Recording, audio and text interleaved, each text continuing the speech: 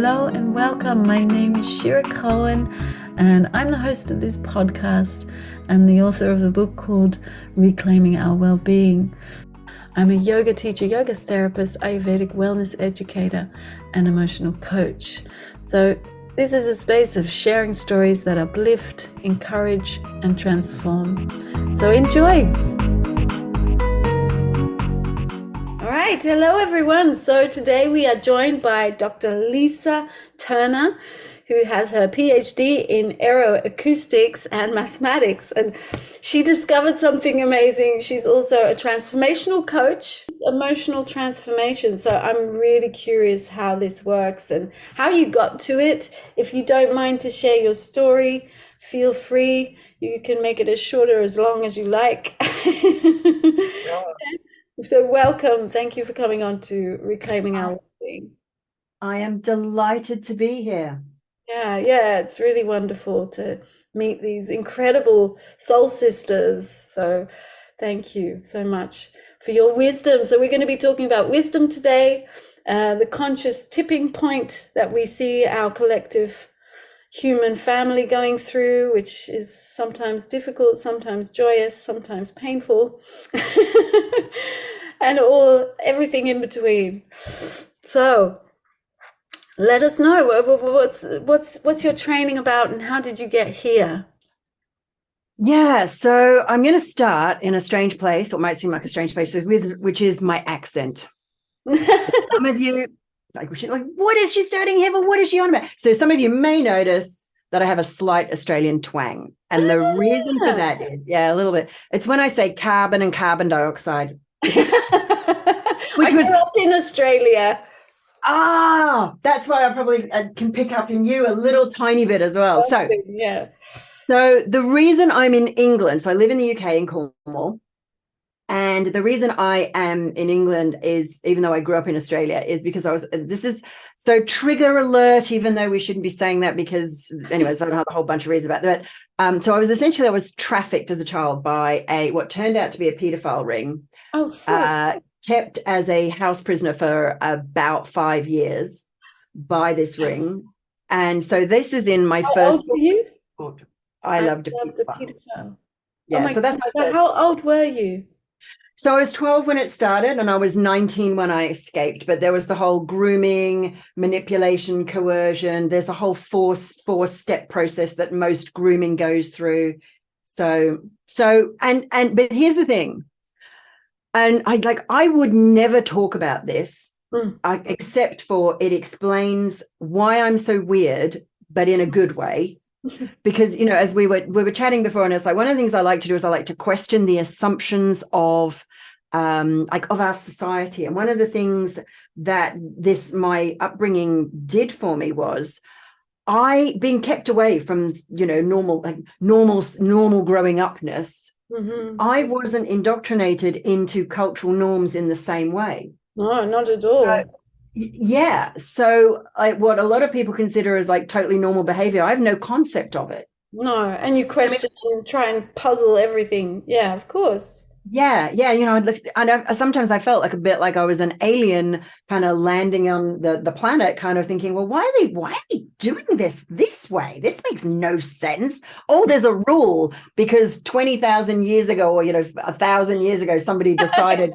Some guy said. Guy said. Yeah. Totally nothing to do with power and control at all. Now the Australian accent. But can I just ask, I'm just trying to, for my own brain, because I really like timelines. So you were born in England and moved to Australia in this time, or? Correct. Yes. Okay. I was born in the UK, moved to Australia when I was 2. But I was then trafficked from Australia in my teens and brought back here. And I've just never managed to it's not that I've never managed to get back. It's always made more sense for me to be here. Yeah. And I actually believe that I was kind of called back, if you like, because I feel very connected to the land is what I want to say. I feel very connected. Where I live in Cornwall, we have a lot of amazing ancient sites and stone circles and monuments and carvings in the rock. We have labyrinths, and And I feel very connected and called to be here. And I know if I went to Australia, much as I love Australia, I love the culture, I love the people, I love the landscape. Here is where I need to be, because it's where I'm choosing to be. So yeah, it's also, I don't know, the consciousness in Australia is very different to here. I was born in the Netherlands, and then we moved to Australia when I was 8, and I found it very hard to adjust. Like, I just couldn't integrate myself. And I was like you, always going, why are they saying that? Why are they doing that? What's this all about? You know, I just didn't fit in. I always felt like the odd one out. And it was very obvious. So for me to come back here eventually, I came back about 5 years ago to the Netherlands. Now I can finally accept that this is more my home than most places. I love how you phrase that, than most places, because like I genuinely, like whenever I travel, we've just come back from Iceland, and I was like, when I was in Iceland, I was like, I could live here. I could live here. Yeah, yeah, I know what you mean. So But when you're on holiday, it's very different than when you're living there. Because I've been to India many times, and I've always felt very at home. And then I was going to marry my daughter's father, and all of a sudden I was being introduced as his wife to everyone Indian, and no one talked to me. I just didn't exist. All of a sudden I was non-existent. Yeah, and they would ask him things about my daughter, who I'd brought into the world, who I'd brought up for the last 2 years. He'd never done anything. So I was like, what? So then I was like, okay, it's very different when you live here and when you're trying to live like an Indian woman would. yeah, I do. Yeah. So probably the next piece, the sort of next chapter of the story is, so after I escaped, Mm, I had no idea who I was. And I had a lot of trauma, you know. So you don't get trafficked and held as a house prisoner for 5 years and not have some I think you'd be pretty that would be an unusual. So it's an unusual situation, unusual outcome. So I set upon a kind of determination to I made a commitment to myself to figure life out and find a way to live with joy and without pain. And much as now, whenever I do my work now with conscious emotional transformation, which is the modality I developed, I often say to people, you know, it's really not about being broken and needing fixing. It's about unfolding. It's about expanding. It's about growing into who you are destined to be.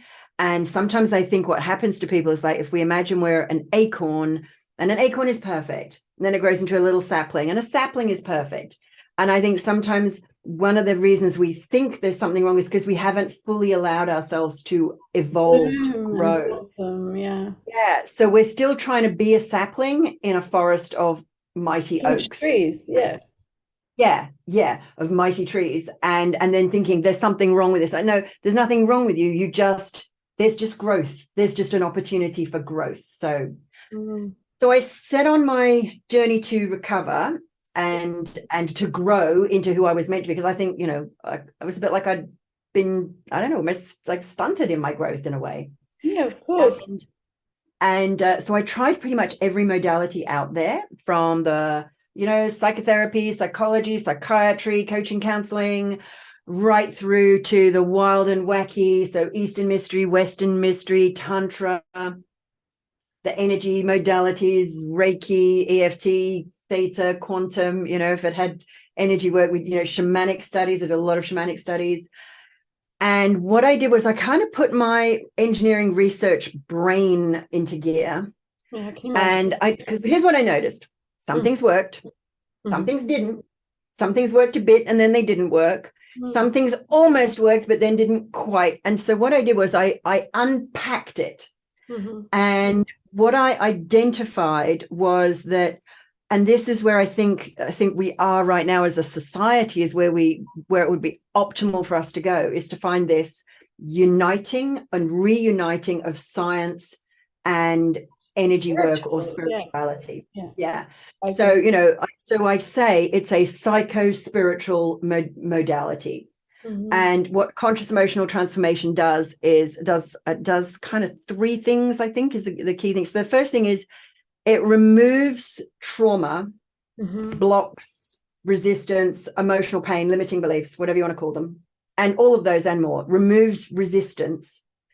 And it does it in a matter of hours, where other modalities might take years. And by other modality, sorry, pardon? Even decades. Absolutely. And what I often say is, if ever, because there are modalities out there that say, well, you'll always have this problem. You'll just have to learn to live with it. And it's like, and I pretty much said, well, I get that. No. So that's the first. So first thing is, it clears like significant trauma. It does it very gently without needing to relive the problem. You don't need to go back into the past. And because we use this multidimensional approach, and we briefly talked about this. So my PhD, I used something called the Laplace transform, which gives it. Don't worry, you don't need to know anything about maths. Relax, calm down. What it does is it gives us a nice analogy, because what Laplace transform does is it takes us a really hard sum to another dimension where it's a really simple equation where you can solve it like that. Then you reverse Laplace it, and then you have the solution in this dimension. And that's exactly what CET does. So it works in this multidimensional way. So the second thing that it does that's different to other modalities is it's as if you never had the problem, because what it does is, by working in this beyond time, beyond space modality, it means you can go back to the time before you installed the problem and just not install it. So when you go back to this dimension, it's as if you never installed the problem. So it's as if you never had it. Can I just ask two questions about this?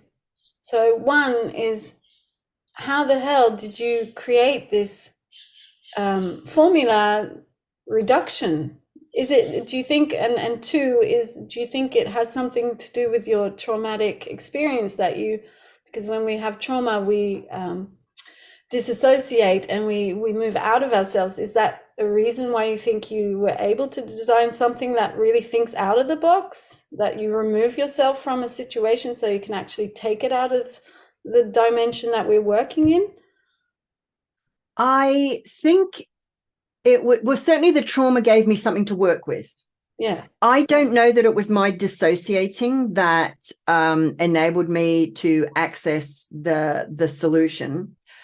I think it was more because I was raised essentially, in my teens in an environment where I was very isolated from normal society. I didn't get encoded with normal society rules, so I kind of had to start from scratch. And what that meant was that I asked the questions that other people didn't ask. Like a clean slate. In a way. And so I approached this concept of transformation and healing in a way that no one else was, because people were either in the very blinkered psychology, psychiatry, counseling, let's just talk about it. And what actually has been shown to make it worse. Yes. Re-traumatizing your brain. Yeah.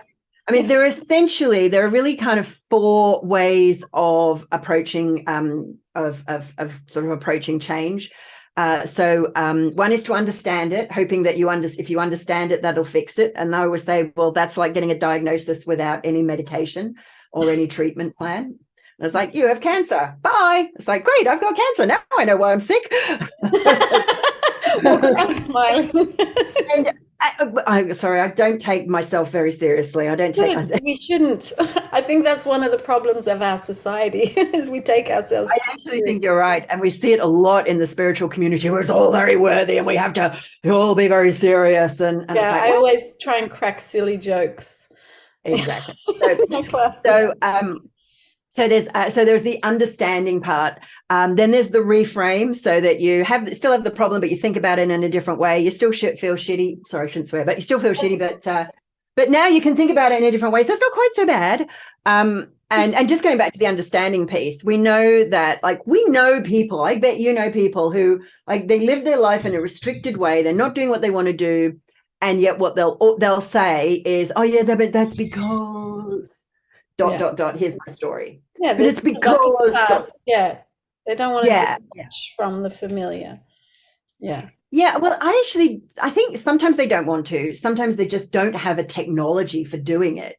And the other, because the other one I often, the other modality is the we'll just pretend it isn't there. And this is when we try and solve problems in a linear way. Like, just try not to worry about it, try not to think it, just say your affirmations, just say an affirmation, positive thinking. And what about the people, like, I know what you mean. I agree, there's people who just don't have the technology, but I seem to be able to work with people who can't work, like they've tried everything and they come to the end point. But then I have found two people I really cannot help, and they're very dear to me even. So it's very, like, I don't want to give up on them, but I have given up on them. And I think what I see with them is they have had this maladaptive pattern for so long and this way of thinking. And I've consciously said it to them, like, maybe you're just afraid to believe in the option or have some hope that you could break free of this way of life and thinking and being, and to be disappointed and lose that one last hope would be too confrontational, so you don't even try. You're not even going to go there. Yeah, so I think there's a couple of reasons people don't heal. I think there's a few. So one is what we call secondary gain. So having the problem gets them something positive. Yeah. And that's that. And one of the things, the beauties of SET is, because the third thing that SET does is not only does it remove the problem and take it so that it's as if you've never had it, it actually creates growth and expansion in the nervous system, in the neurology. So it negates the need for whatever is the thing that they were getting, the positive byproduct. The need for that is met. It's met. It's met. So, and it's not like you take away the need, you meet the need, because it's essentially an unmet need. And then they find a way to meet that need with their own inner resources, which is what SET gives you access to. So I think, so one is gain, and the other is people identify with their problem. And it's like, well, who will I be if I'm not a diabetic? Yeah, exactly. Who will I be if I'm not a trauma survivor? And it's like, I am a, and if you can put I am in front of how they're labeling their problem, it's at the level of identity. I know. Some people like to stick all the stickers on themselves, so they have many of these identities, and it's like, please let them go. Because again, like we were talking about before, wisdom and what is wisdom, and it's just having these broader, nuanced conversations. It's like, just look at yourself in a nuanced way as well. You don't have to have any label. And sometimes we're just in this void, and that is also access to this space that you're talking about, this other dimension where we can reset ourselves. Yeah. I just wanted to ask, did you study a lot of neurology to get to SET? Yeah. So I've studied neuroscience, neuroplasticity, neurochange techniques. I'm a certified trainer of neuro-linguistic programming, NLP, timeline therapy, hypnosis, coaching. Wow. I've also studied the esoterics and the kind of like the altered states of consciousness work, and then where the intersection of those are. So one of the things I found that so if we think about so the way SET works is with a completely different approach. Is so let's take energy healing. Most energy healing works on the idea that there's an imbalance in your energy somewhere in your system. Okay, nodding. So yeah. And so, like, take the EFT or the Reiki, or, and it's like, so imagine that your energy system is like a river, and there's a block or a dam in the river. So you've got a lake on one side and a trickle on the other. Now, I work on the basis that there's no such thing as negative energy. There's only one. It's not like negative emotion is just what you call the experience of an energy imbalance. And all energy is good. Yeah. So let me finish the explanation. So, because so what we feel in our nervous system is designed to notice difference. So what most energy healing does is they go, oh, well, we'll tap it off here where it's too high in the lake, and we'll build it up here so it's nice and balanced. And you feel great. But here's the problem. You still have the resistance in your nervous system. Mm. It doesn't actually remove that, which is why people go back for energy healing about, like, I don't know, once a month, once a week, once a month. And it's like, oh, it's time for my top up. And it's like, it literally is time to your top up. And what SET does is it removes the resistance. It repairs the nervous system.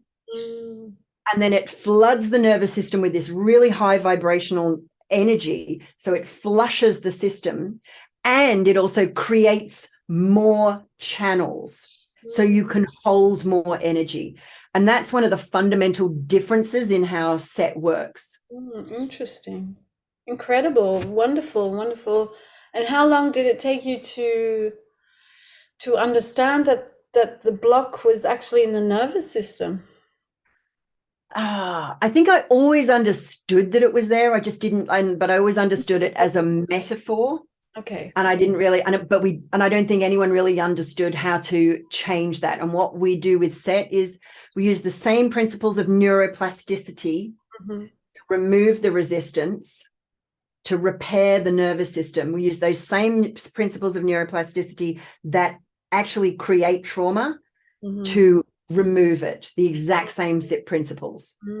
Wow. So it is literally just about you create a new connection, you strengthen the connection, you run more energy through it, you strengthen it, you strengthen it, you strengthen it until it's as if it was never broken. Wow, amazing. I'm going to do your course. Perfect. Yeah, yeah. Yeah. I mean, this is what we do. We train practitioners in it. So yeah. Yeah, amazing. So And how long have you been doing this? I mean, probably about 20 years. Wow. I used to teach SET as part of a previous program, which was much bigger. And then I found that actually people were coming and getting all this other stuff, and they were kind of struggling through the other stuff just so they could get to SET. So about 3 years ago, I just extracted SET as this is the standalone modality, and you can use it with any other modality. So you're a yoga teacher, is that right? I'm a yoga therapist, which is like, I'd say a bachelor's, between a bachelor's and a master's in yoga. Oh, So you have wow. to be a yoga teacher, and then you have to teach at least 5 years. You have to have so many hours of training and teaching, and then you can become a therapist, which is another 2.5 year training. And I've done a few of them because, yeah, each school teaches differently. Like the first school I had was much more the body and breath. And then I had another training, which was more with a psychotherapist. So it was a totally different way to come into how you're working with people. And so you use breath, body, mindfulness, meditation, and all sorts of things. And yeah, like I told you, with my little history a few years back, which was lots of fun. I've gone more I've gone more into the chemical imbalances, the hormones, the emotions, and because all of that stuff that I'd studied for 20 years plus wasn't working anymore at this period when the hormones were just going haywire. And I just felt all the traumas of my life coming up. And I was looking at myself in the most horrible way. And I had to figure out what this was. And it was through me trying to reset the hormonal balance of those daily cycles, which in the end help to regulate the monthly cycles and that woman cycle, which goes on top of that. So the complexity of being a woman, a recreative being. Yeah, so that really helped. And that's why I wrote my book, which is called Reclaiming Our Well-Being. And it sort of breaks down what you were talking about, these two energies, like, okay, one is here and one is there, and bring them back into balance. And how can you bring that into balance? And what is that connecting point? So I look at it through Ayurvedic lens, the Ayurveda. Yeah. So I use Ayurveda, consciousness, mindfulness, psychology, and hormonal endocrinal balance. So, but I think I'm still missing something because some people, like this last, I'm working with someone and they have, they're like flatlining through their emotions. They're not feeling anything because the trauma is so deep, they can't even verbalize or remember it. And Yeah, so, and this is the beauty of set, which is you don't actually have to relive it. You just have to know yeah, it's there. yeah. Do you know, one of the biggest challenges that I have, and my graduates have, because we basically train people to be set practitioners now.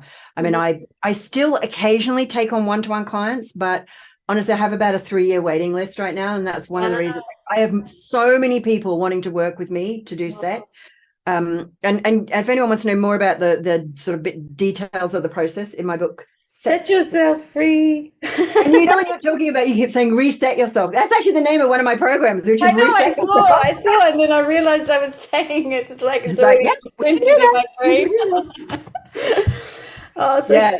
So one of the challenges is actually having like people come to the therapy, like the course, the program, and they mhm, think they've got to talk about it, and they think I've got to feel it, and they say I can't feel it, and it's like, but you know it's there, right? And they're like, yeah, I know it's there, but I can't feel it. It's like, well, you don't have to feel it. You mm, just need to know it's there. mhm, mhm. And Okay. then and because the process of set unfolds it Mhm, without you needing to, like, just knowing it's there is enough. Seems to be, we've tested it. One mhm, of the things that we do is we continually gather data, so we get people to monitor their self-assess their emotional charge before a reset, as we call it, and then after a reset, and we find that 98% of people go from an 8, and we just mean it's out of 10, so 8 out of 10 or above, mhm, to below, to 2 or below, or 2 or 0 is where we go to mhm, afterwards. mhm. But And what that's, about people who don't feel emotions at all? How does well, what we do is we monitor it on the level of awareness. okay. Yeah, So but it's like, some people actually want more emotion, you know? Does that well, help one of the you? yeah, and the thing is, I think people they want to feel more emotion, and the reason they can't is because their unconscious mind is keeping a Yeah, lid yeah, on yeah, it. definitely.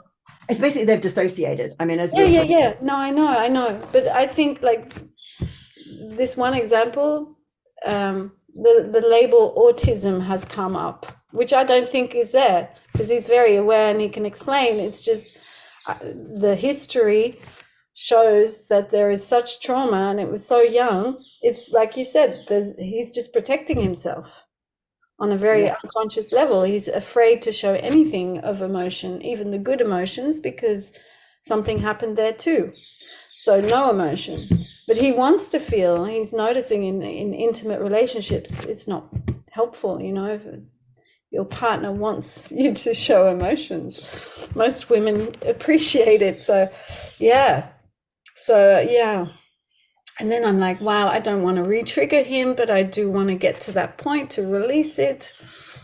And the thing is, if he knows that it's there, Yeah. set will likely work. And I always say likely because in science we never say anything's an absolute. No, of course. And we've had some great results with people who of all kinds of neurodivergence, and I love that label more because it just means just different, Yeah. neurodifferent. Yeah. So anyway, we've had some great results with people who've had all sorts of neurodivergent labels, Mm-hmm. so that they can Okay. experience what they choose more readily. Sometimes we find with that they need to do a couple of cycles of set. And one of the things we also say with set is, it's like people say, well, how often should you do set? And it's like, well, it's not like you do it once and it's done, because it's a bit like, well, how many times should you have a bath? Well, I had a bath once, so I'm clean now. It was 1973. But is it similar to EMDR or not? No, because the EMDR requires you to access the memory, and then what it does is it scrambles the neurological connections. So what EMDR does is it breaks the neurological connections, and then you're kind of left to your own to Right. recreate ones. It's Yeah. sort of, so it's one of the reframe type, what I call the reframe. Okay. And it's like EMDR takes a lot of sessions. Most people don't return to it because it's so uncomfortable, Oh, really? really painful to do for most people, not everyone, but most people. Well, it's like, okay, remember the most painful moment of your life and now look in different directions. Right. While remembering the most, now you're going to feel the pain, feel the pain, feel the pain, feel the pain, and look in different directions. Oh, That's like, well, what if you didn't have to feel the pain and you yeah. could just remove it? Yeah. Okay. Interesting. So Okay. yeah, yeah. But Wonderful work, Lisa. I'm so glad you're thank you. here on this planet. See what your trauma has brought to the world? Yeah. totally. So Thank you. thank you for that. So do we still want to talk about the tipping point? Yeah, shall we? Yes, All right. Okay. please. So this started with a conversation that I was having with someone, and it's like, it's a weird world we live in. So we have better access to healthcare than ever before, and yet we seem to be sicker than ever before. We've got more democracy than ever before, and yet we have worse leadership. We have more access to information, and yet there's more confusion and misinformation. We have more means to connect, and yet more people feel more isolated than ever before. We've got more access to money than ever before, and yet more people are broke. Lonely, broke, sad, confused. Yeah. So I was like, what the heck is going on? And I spot patterns. Me too. And what I spotted was a pattern, and it's a pattern that observes how we as a species are in our current cycle of awakening. So, and I call this, I sometimes call this Project Theos, which is the evolution of the species, and Theos, of course, being, another word for source. So chakras give us a model for evolution. So if we go back to beginning of last century, so beginning of the 1900s, we had 2 world wars, a pandemic, and the Great Depression, and not quite in that order. And so at that point, people they didn't have enough food to eat. They didn't have anywhere to live. And so their very basic needs for survival were not being met. And they demanded it. And certainly, pretty much across the Western Europe, they got it. And it happened in different ways and was labeled different things in different countries. But the welfare state, we got modern mass farming was really introduced. So, and the massive housing and rebuild projects. So people had food, people had housing, and they also had some kind of financial security base. It may not have been great, but at least they knew they weren't going to be homeless and starving. And so this is the base chakra of society being activated. Then we had this, so it's security, survival, and structure. Then we had in the 60s, we had the explosion of creativity, sexual revolution, music, fashion, art, and, everyone is expressing themselves. It's all about flexibility, flow. The sacral chakra was activated. Then in the 80s, we had this time of when it was greed is good, and lots of people were going out being entrepreneurs and setting up their own businesses, and it was okay to have money and not want to share it. Yeah. Doing, achieving. Exactly. So this is the solar plexus chakra of society being activated. So it's about individual wealth, identity, individual personal power, will, control, and individuality. Then people either got burnt or they got burnt out.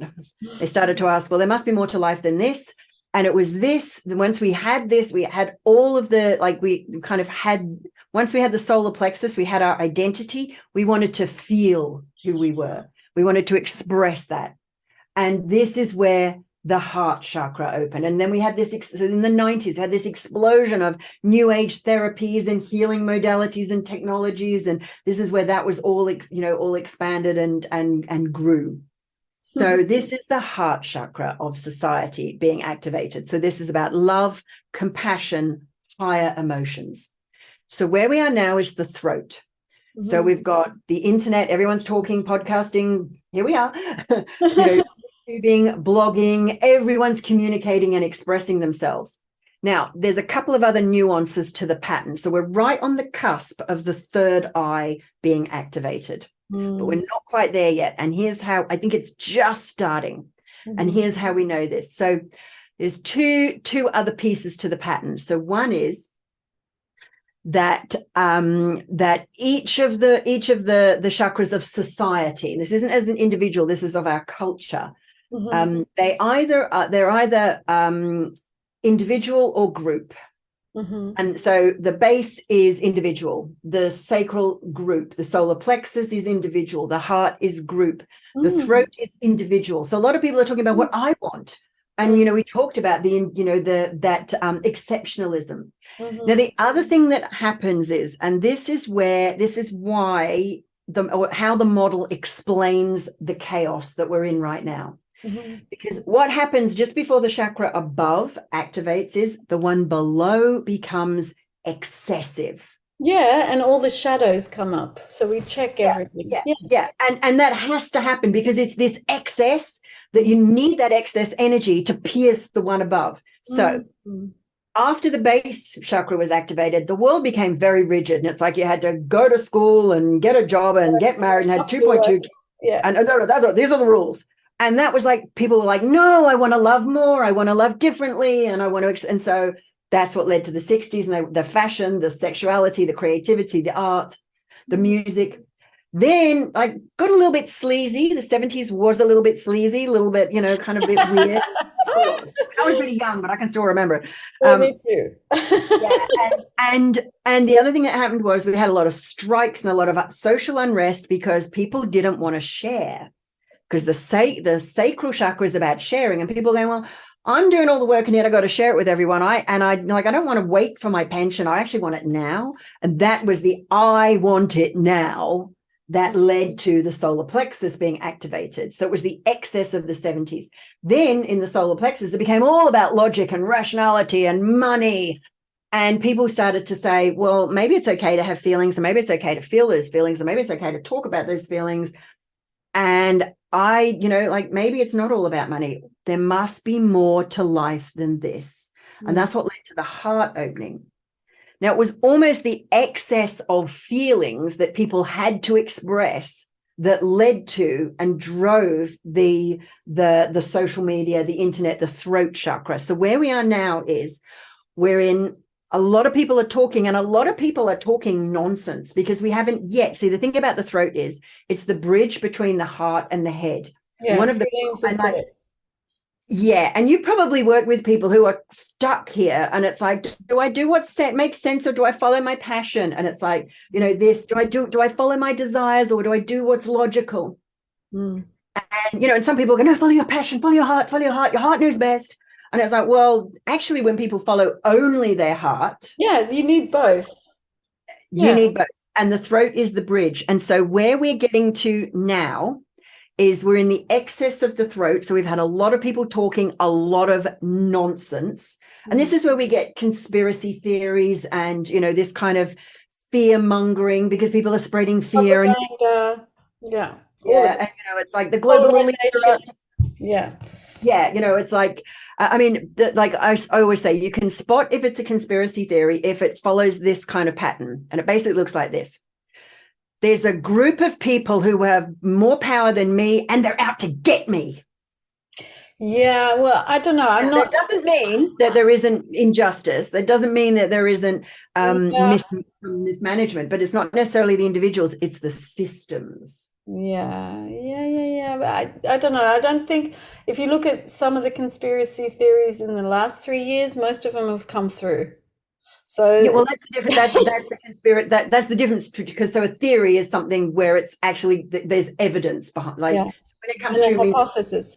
Yeah, I yeah, think that well, the whole term I'm thinking conspiracy kind of like theory yeah, has I'm been thinking of like, created by the CIA to dismiss any yeah, conversation or I've heard critical that. thought against US policies that they're trying to push through underneath. So I don't think they're wrong. I just don't think we should get too wrapped up in them. I do listen to them to see what's going on, and if they turn out true, then we should be looking at why those things are being hidden. What's the agenda beneath that? Because as you say, there is this build up, and now we're seeing this complete charge. People are going nuts, basically. And what I explain to the therapy clients I have is that if you look at cells, they divide, and at one point we start organizing and cooperating, and that's what this is all about. We're just finding a new way to cooperate and to organize ourselves. That's going to be back to this what you were talking about, the community. Exactly.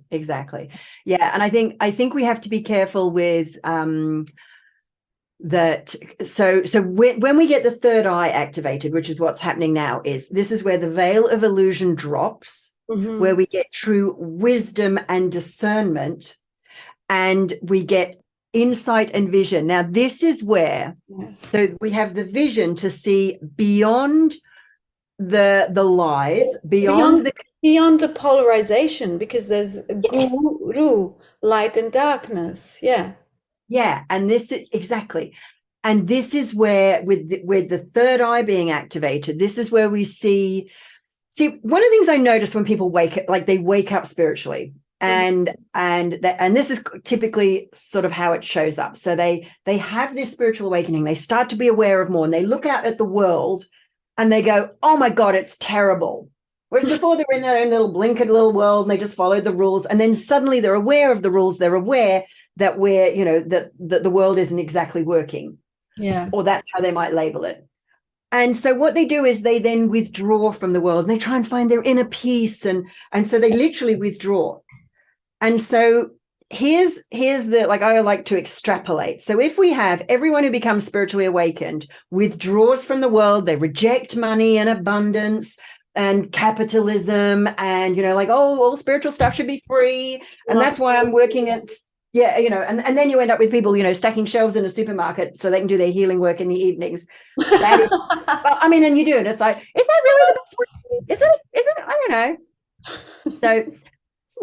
So what we have is this: either we have people who have power and are in the world and who have power, but they're not necessarily awakened, or we have people who are spiritually awakened, conscious, but they don't necessarily have power. And this is where I think we need to have this merging of, there's two ways you can do this. Because I think, so if you think about what does a spiritually awakened person do? Well, they typically want to make choices for the highest good of all.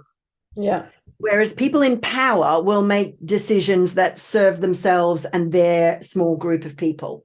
And they don't really care if some people get damaged in the process. And that's what we're talking about. So that's the difference between a conspiracy theory and a true awareness of what's actually going on. And it's often where the system fails, not necessarily groups of individuals. It's nearly always the system. Anyway, so you'll either get somebody who has power but no consciousness, or you have somebody who has consciousness but chooses to reject power. And this is where I think, and there's two ways we can try and do this. We can either try and go to all the people in power and say, wake up. And we know that probably won't work, because people don't wake when they're told to, or because they told they should, or they can, or they'll wake when they wake, right? Yeah. Or we can work it the other way, which is we can invite spiritual, conscious people to step into their power. Yes, exactly. I agree. Because we can be spiritual. This is why I had my breakdown. I was very spiritual, but I wasn't, like I said, participating in that capitalist world, which is also the material world, which is also mother, which is also the first chakra, the base chakra of rooting down, extracting that energy, just enough to create the changes we want to see in the world around us, not to be greedy, because we have the integrity, obviously. Yeah. But I think, even those rich elites and the people who have power, they will be forced at one point to face reality, and that's when they will change or die, whatever their choice is. Because we're moving into that society where things are going to be about we again rather than me. Yeah, exactly. Because so remember, the throat is about individual, and the third eye becomes more about community and connection and collective. And the thing about the third eye is, this is what's really exciting, is because this is where people see the vision. They see things as they are, but more than that, they can see things as they are not yet. Yeah, exactly. And how wouldn't it be better if? And it's then when you've got all of the chakras below activated, so that you've got your survival needs taken care of, you've got a foundation, you've got security and structure, you are able to flex and go with the flow, and you're creative and you can change and you can adapt, you can build, you've got your sense of self-worth, individual identity and power, you've got your heart chakra, so you're compassionate, You've got your throat chakra open so you can communicate your passion. But more importantly than that, you can communicate your vision. And that's when you end up with visionary, conscious leaders Leadership, who will lead us, and that's when we lead ourselves and and others others. beyond this. Yeah, totally. I'm so waiting for this this moment. I'm just a bit Well, nervous, like how long is this going to take? 5 years, 10 years, 20 years? I know I'm going to see it because I want to be an old person. Like I'm aiming for 150 at least. so I noticed your language. You said, I'm waiting for it. Yeah. Okay. And Yeah. I'm gonna Yeah, no, you're right. You're right. because Yeah. it's like, well, you're gonna wait for it like a bus, or are you gonna No. say, you know what? I'm gonna build this. I'm gonna be one of these damn conscious leaders. I'm Yeah. gonna see the vision and I'm gonna create it. And the way you create the vision of what you want is you stop talking about what we don't want. Mm. What kind of where the conspiracy is, like we can talk about the elite, doing terrible things. Like maybe they are, maybe they're not. Or we can say, okay, what's in my circle of control? And how can I expand my power so that my circle of control and influence increases Yeah. in Yeah. a way that serves the good of all? Yeah. No, I don't mean like that. I don't mean I'm standing there waiting. Obviously, I'm part No, of. I know. And I know. Do you know what? I know No, but you you're did. right. But you're right. The language says a lot about the mindset that's still there, apparently. Yeah. I know that was. Forgive me if I in. No, no, no. It's good. I like strong teachers. We need strong teachers. We need people to reflect the reality of what is, because then we can go to where we want to be. And I think this is what it's all about now. It's about going where we want to be, where we want to go. Yeah.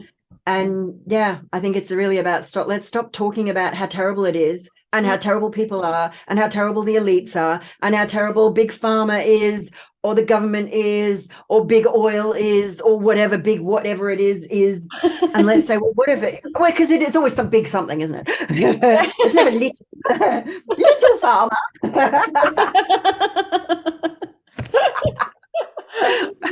No, if only it was little farmer, but okay.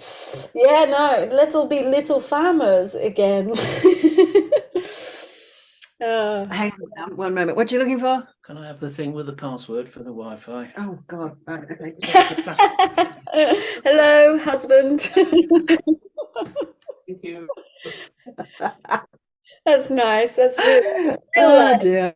Yeah, yeah. A No, joyful interruption. Very yes, lucky I have him. yeah. Oh, I'm glad. Yeah. I'm so Oh, you're frozen now, Shira. What's going on? Oh, there you are. There you are. You just froze there. Yeah. Okay. Yeah, my I'm internet frozen now. isn't that great. Okay, Lisa. So thank you so much. Did you want to share something more? Is there a practice you would want to give us? Something simple or So I'm going to share with you I'm actually going to share a resource, if I may. okay. Yes, of course. So what I've developed, so first of all, you can just go to my website, which is cetfreedom.com. There's a whole bunch of resources there. But the one I'm going to invite you to participate in is something called the Emotional Resilience Celestial Power. Mhm. And there's a link to that straight on the website. So, and the thing about this is it shows us where we are on our consciousness journey.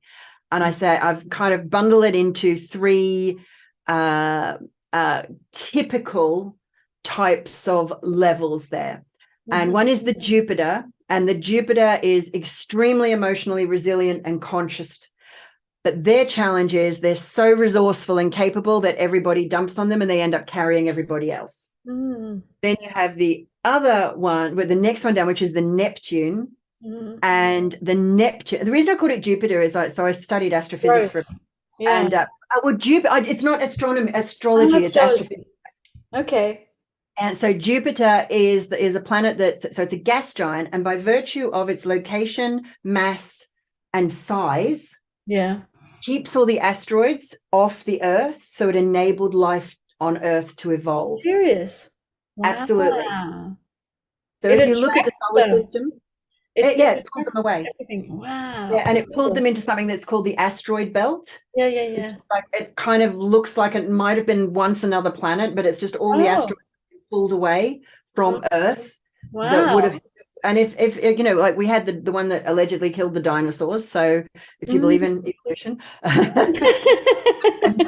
maybe that's a conspiracy. I don't know.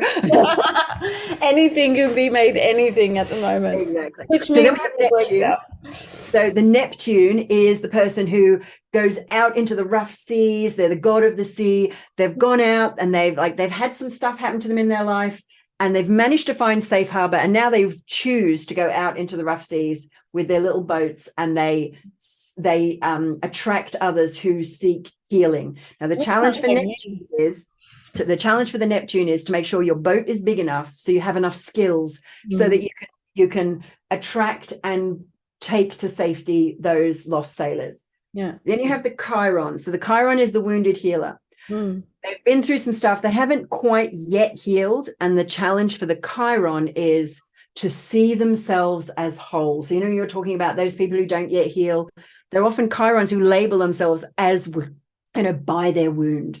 So their challenge is to see themselves as whole. So when you go and take that quiz, it takes about 2, maybe 3 minutes. Oh, wow. Yeah. And if there are stocks left, I will, and if you'll know their stocks because it will still say that they're available, I will send you a copy of my book. If you are not in the UK, completely for free if you take that. If you're not in the UK, we will post it via Amazon, and we pay for that book. So that is like people go, oh, you're the author, you get the books for free. I got 10 for free. And I have given away over 2,000. And they cost me about 15 to 20 pounds each to send them out. So I will send that to you as my gift. The only thing I ask 2 things in return. Number 1, just read it. Just read it. And number 2, if you liked it, give me a rating on Amazon, because that helps get the message out for this transformation, for raising the consciousness. This is how we don't wait. We go with our little stars. If you hated it, just send it back to me. That's all. Don't give me a low rating. Just send it back. Send your free book back. Yeah. And I'll take it back and I'll give it to someone else. Oh, wow. That's a beautiful offer. Thank you. Yeah, wonderful. Thank you, Lisa. You are welcome. It's been my joy, my pleasure. Yeah, me too, really. Interesting woman you are. Yeah, so are you. Very strong, powerful woman. Yeah. Perception is projection. That's what I always say too. Okay. All right. Shall we end here? Feels complete. Okay. So thank you everyone for staying with us through this wonderful talk, and goodbye. Yeah.